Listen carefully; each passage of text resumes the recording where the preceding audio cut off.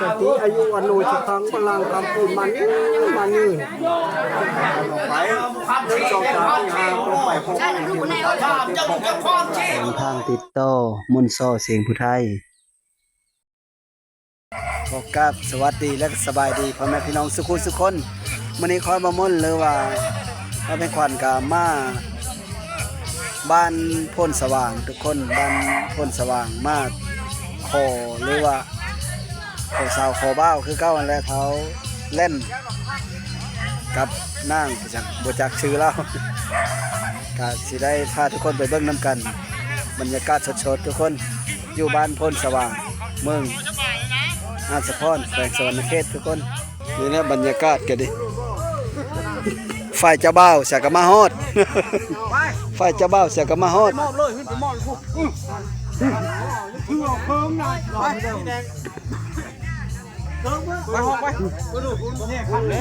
นี่แหละเพื่อนเจ้าสาวทุกคนกำลังสีเว้ากันไปคอนะไปยกคันคอกำลังเต็มเฮาเพื่อนไปขอเอาสีเท่าเลยค่าดองเพิ่นตั้งไว้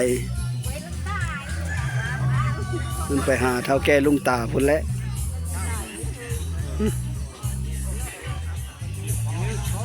นี่แหละเจ้าสาวเจ้าบ่าวกันดิเจ้าบ่าวเลยนี่กับเจ้าสาวดิ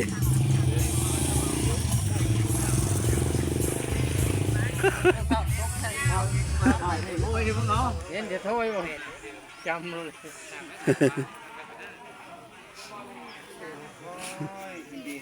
วันนี้ก็กำลังสี่ห้างหากาเกมเข้าไปห้องไปคอทุกคนกำลังปรึกษาหารือกันกำลังสิเต็ม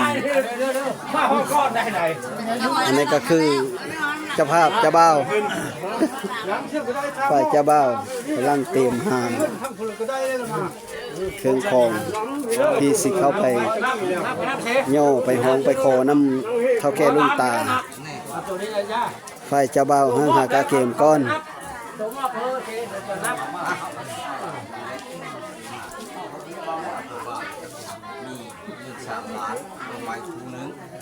คูนึง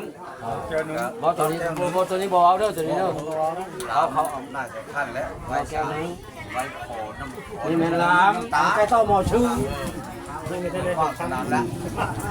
เงินไข่คำป้า3 ล้านเนาะไปพอดีว่าไปเขาจะไปนี่บอกสิลูก พูดเลยได้อีกแล้วว่าดอกออกกระมองรถเสียงเนาะตัวร้อนนี่ก็ได้เลยนี่ชื่อเมย์ได้ตัวนี้เลยขันลูกพื้นเรือนเนี่ยครับฝึกไปตัวนี้แมนบ่ตัวนี้บ่แม่นแหละตัวนี้ฮอดได้ดีนี่ไงตัวนี้ฮอดเนาะ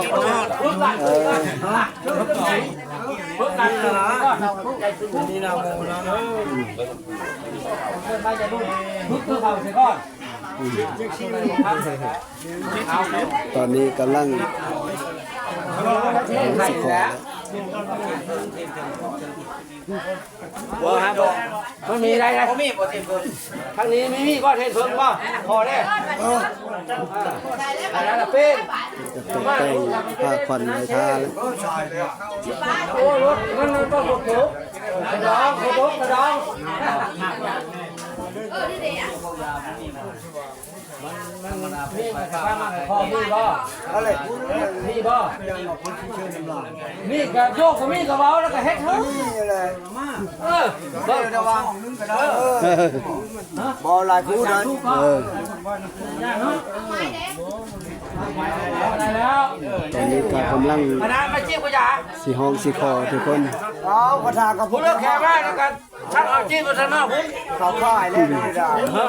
เอาตรงแถวได้สิบอกเขาเอาตรงแถวจมมาแค่โอ้ยตะดอกนี่กันขัดกันอยู่นี่เด้อว่าพี่กันนี่เด้อยกบ่ได้ครับว่าตรงมันก็ง่ายแล้วตกลงตกลงเลย นี่แล้วเลยไว้นี่ ต้องลงละ ห้องได้แล้วเนาะ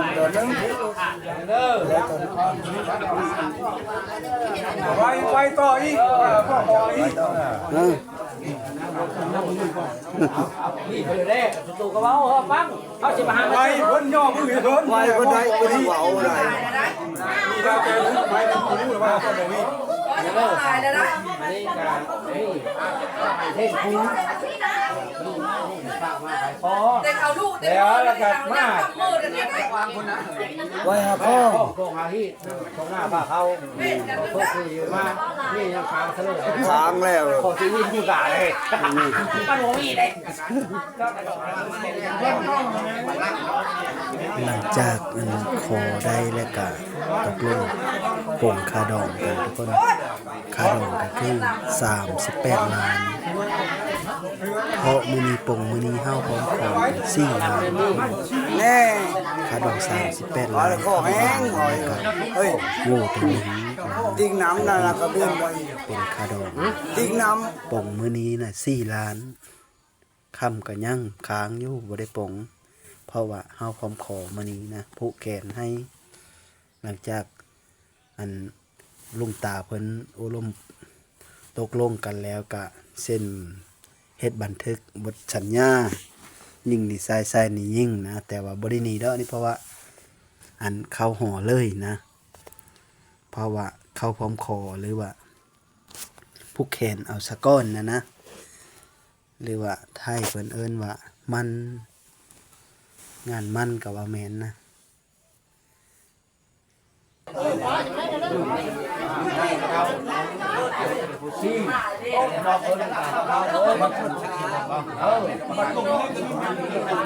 แล้วโทรแล้วบานนี้ทุกมัน38 ล้านทำบ้านนึงโง่ตัวนึง เราไปได้ห้าผมโค คำคูณน้ำเด้อล่างเด้อคำคูณน้ำรู้น้ำลาน50,000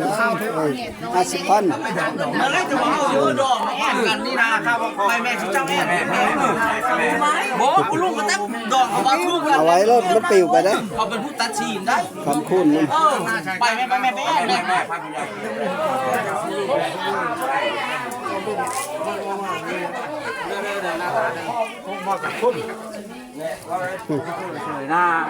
บัดนี้ก็ได้เวลาเฮาผ้าควันผู้แคนผู้ขอผู้เมย์เด้เจ้าสาวเจ้าบ่าวเด้เฮาพร้อมขอมื้อนี้นะทุกคน มีกับเพิ่นได้น้ำกันทันทายเฮ้ยลุงมากเฮ้ยกระไรเนาะโอ้ยเฮ้ยจะเห็นน้ำเชี่ยวนี่เอามีห้องใส่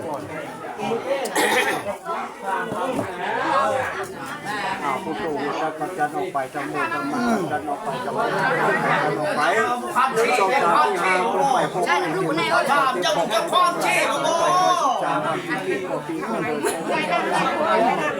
ก็ย้อนไปนี่พวกนี้ปีปันพวกกันปีแตกพวกต้น อยู่บ้านหนองเป็ดบ่บ้านคนสว่างเนาะ พวกปันพันมาพันมาพันบาบา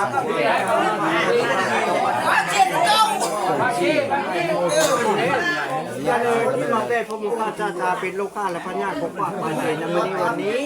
เป็นห้างไม้และที่คุณตั้งวงคนมาบนสองบอกเสกกิโลจะถึงของเจ้าถึงไปอยู่ไป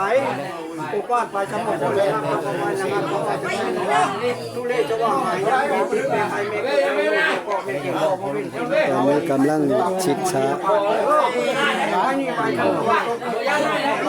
เอาไปตาปีเจ๊อะไรลูกเอาเบ่งตาปีเจ๊คนไหนคนยังอิสเตอร์คนไหนสามไม่เก่งให้ทุกให้สุขให้โรคให้ไข้ให้เจ็บให้ไข้ให้ขอให้เก่งก็ไม่เป็นเก่งมื้อเช้ากับลูกไข่มื้อใหญ่มื้อดำ แล้วชิดช้า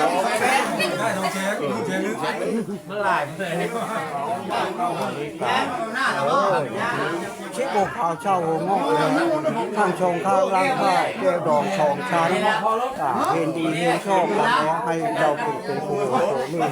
อันนี้เขาได้พูดว่าอยู่ได้งานตาอยู่เฝ้านี่ใต้ผู้กระทงอยู่ใต้ผู้สูงประเทศต้นไม้มาชักกะลาบูชาพระผู้ในเป็นผู้แก้วมีที่ผู้นี้มีเชี่ยวผู้ทองมีท้ายหัวตอนนี้ต่อไปเนี่ยคนใดเลี้ยงลูกนี่ใดเลี้ยงหลายเด้อเลี้ยงลูกชายเลี้ยงนายลูกทางใจก็เลี้ยงหลายอันนี้วันนี้16 ล้านให้ได้ความถูก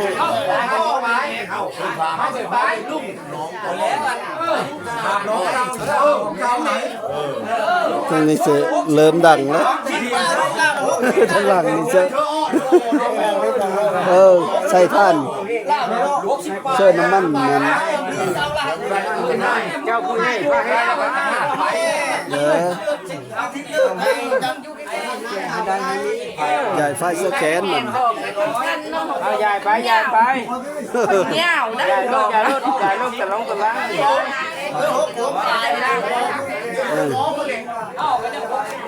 มัดให้ลูกก่อนแม่นล่ะตีอายุวันโนสิครั้งพลังคำพูดมันนี่โบราณผู้เห็นให้ทางให้ให้ความมีว่าใจได้มันนี่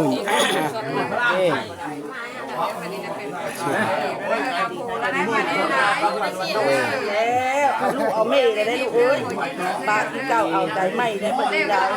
ป้าหางบ่ถือได้บ่ทำไม่เท่าว้าวเมย์ว้าวข้างข้างไปไปนะมาละใช่ได้ลูกทำข้างจังจังเก็บขึ้นได้มือนะทราบนี่เลยลูกขอเท่าเมย์หน้าบึ้งเอ้ยบึ้งหอบึ้งเมย์มันคงขนมเกณฑ์มันยืนมันเย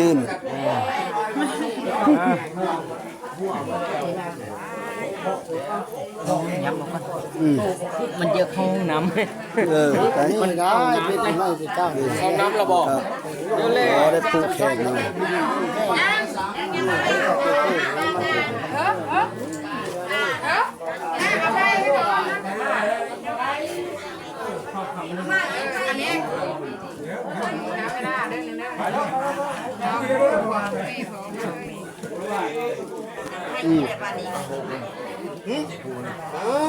ไปเนี่ย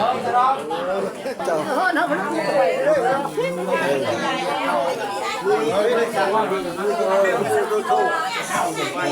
ข่าวเช้าได้มื้อนี้ก็มา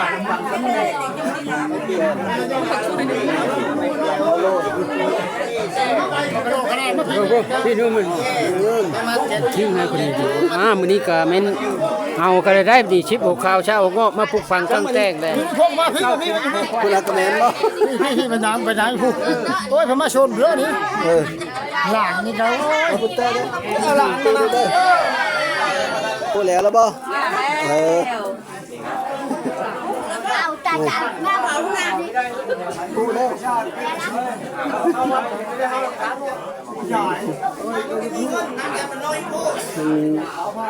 อยู่ทางหลังกำลังพักกระเต็มมันไฟผู้แขนอยู่เนาะเต็มไฟผู้แขนไปเข้าไปผู้แซวอยู่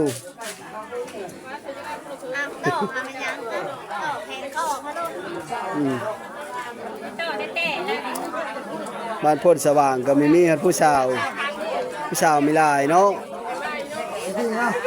ว่าผู้เฒ่าบ่นี่นะนี่ผู้สาวได้นี่ผู้สาวบ่อันนี้ผู้สาวได้นี่ได้นี่เมเจ็ดคือโหมันจะเป็นซ่านต่อไปมีเฮิรนโคอีกนะมีเฮิรนโคต่อไปอีกเบิ่งไปเด้เจเนียวเจ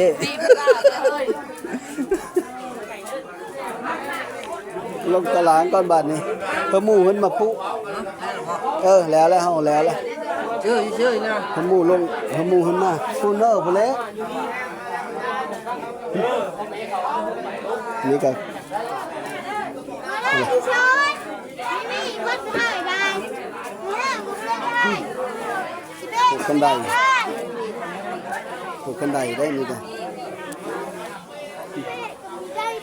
มาเด้อมาผู้แหนเด้อแล้วได้นี่เชื่อบรรยากาศสดๆอยู่บ้านพ้นสว่าง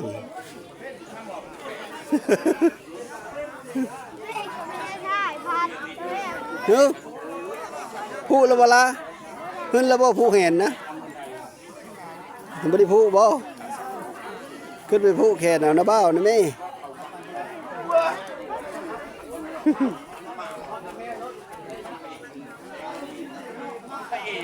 กำลังพื้นผู้เห็นบรรยากาศรอบๆทุกคนประมาณนี้แหละหมู่บ้านพ้นสว่างประมาณนะฮะมีได้ผู้หมดแล้วเฮากับผู้หมดนะลีได้2 คนนึงเฮากับผู้หมดจำนั้นเลยนี่ก็คือบรรยากาศสดๆอยู่บ้านโพนสว่างลักษณะหมู่บ้านเขาเจ้าก็สิเป็นแบบนี้แหล้วทุกคนข้อยก็บ่เคยมาจากเธอก็แน่นี้แหละเธอก็เลยมาดองมื้อนี้ก็ได้มีโอกาสมาที่บ้านโพนสว่างบ้านไม้โพนสว่างเมืองอัสสพรทุกคนแขวงสวรรณเขตมาขอสาวขอบ้าวแล้วก็เฮาพร้อมขอเลยนะระหว่างเท้าเล่นกับนั่งจากนั่งอย่างแล้วบริถามชื่อเล่าและบอนงานก็ดีทุกคนเบิ้งบรรยากาศแคมป์บ้านนะบ้านเฮิรนกับเจ้า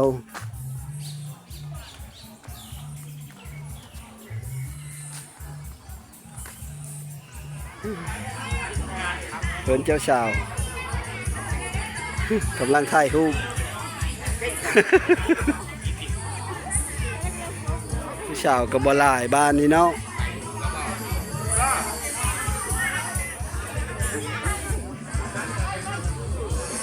มาเล่น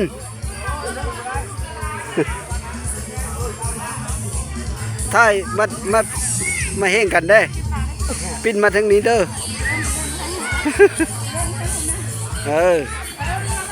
ขับใจจะบ่าวเจ้าสาวผ่านบัดนี้แนวนั้นแหละก็ได้เวลาย่อเข้าย่อนำแล้วทุกคนตอนนี้ก็ได้เวลาย่อเข้าย่อนำรับประทานอาหารเพลงกับว่าแมนนะทุกคนในท้องเจ้าสาวเจ้าบ้ายังใช่คู่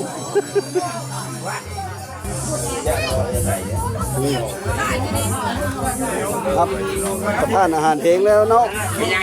เลยเสี้ยวเลยเลยเซ็บทานอาหารเพลงเนาะเฮ้ยห้ามกินข้าวกินไข่กิน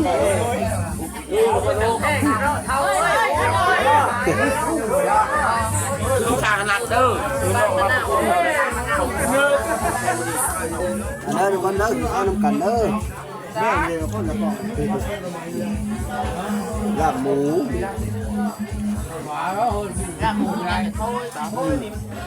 ลาบแซ่บหมดก้อนแซ่บหมดก่อนเนาะ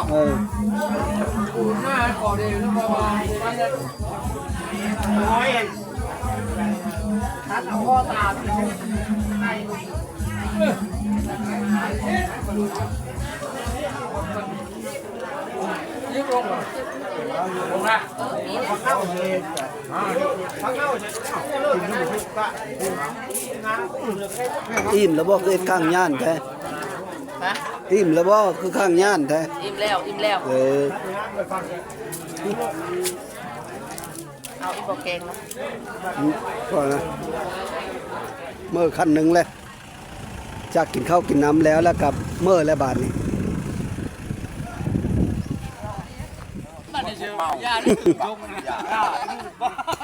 กินข้าวแล้วกับญาติพี่น้องกับพากันเมื่อทุกคนกำลังสิทธย่อยเมื่อชุ่มไทยดองพ่อดองแม่ดองนี่ก็ อำลากันอยู่เทิงเฮิรนพุ่นแหละก็ลงมาพากันเต็มซิเมอร์บ้านกุดหินพุ่นแหละเพราะว่ามันไกลนะทุกคนเนื่องมากะย่านทางยะวัดฝนตกได้คืมฟ้าคืมฝนมืดมือมื้อนี้ นี่แหละ